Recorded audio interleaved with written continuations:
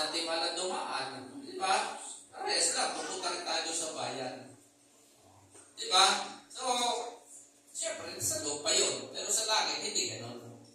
Ang sabi ni Jesus, hindi siya sa isa sa mga daan. Siya lamang ang nag-iisa daan na pwede daanan papunta sa langit. So, huwag na kayo maghanap pa ng ibang daan. Di ba? Huwag na kayo maghanap pa ng ibang buhay. Nandito na tayo sa tamang buhay. Na kay Jesus na tayo. Amen? Ayun. Si Jesus talaga ang life giver. Sabi nga na kaya, pag umalis ka raw dito sa life giver, wala ka ng buhay. Diba? Kasi life giver umalis ka sa pumunta. Di wala ng buhay yun. Iwanan mo ng buhay. Ganun si Ryan.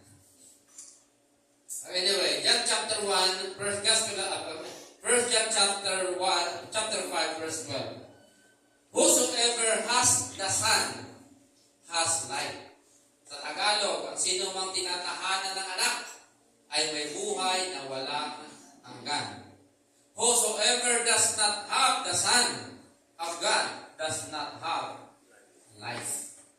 Tingnan niyo po. Ang kinaroroonan ng anak ay may buhay na walang hanggan.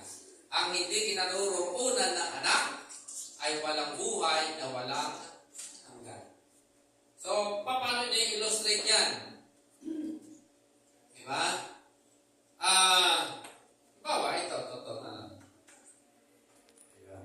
Ito ay bote na mayroong tubig. Ayan. Kunyari, si Jesus yung tubig. Diba? Okay. Kung walang tubig, anong kwenta ng bote? Diba? Wala. Ayun. Sino mong may tubig, may buhay na walang hanggan. Para gano'n lang yun. Kapag walang tubig, hindi, diba? Hindi ang bate, diba? So, si Jesus, kunyari, yung water, that is the eternal life. Meron po ba? Meron ba tayong buhay na walang hanggan? Amen. Nasaan si Jesus?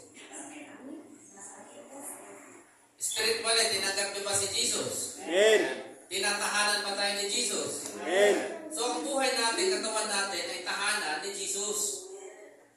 Spiritually, siya nasa heaven, literally. Diba? Nakaluklok sa kanan ng Ama. But, in the Spirit, tinanggap mo siya, naniwala ka sa Kanya, nasa iyo si Jesus. Amen? Amen. So, ano meron ka? Buhay na walang hanggan. Kaya kung wala talaga sa iyo si Jesus, kahit may relihiyon ka, may sinasalihan ng grupo, kung wala sa iyo si Jesus, wala rin yun. Kahit nasa isang grupo ka pang tama, ay kung wala naman si Jesus sa iyo, ay wala ka buhay na walang hanggan. Halimbawa, sa panahon yan, si Jesus nga nangangaral, nagtuturo. Pero lahat ba yung crowd na nandoon ay tinanggap si Jesus? Diba? Lahat ng tao na naroon sa grupong yun, tinanggap si Jesus. Ibig ba sabihin nun porque sila nando, may buhay na walang hanggan na yun? Yung mga tumanggap kay Jesus, yun na may buhay na walang hanggan. Yun ang mga taong nababago yung buhay. Diba? Kaya hindi dahilan na hindi pwede sabihin ng general na kapag umatin ka, ligtas ka na, may buhay na walang hanggan ka na. Hindi, wala yun.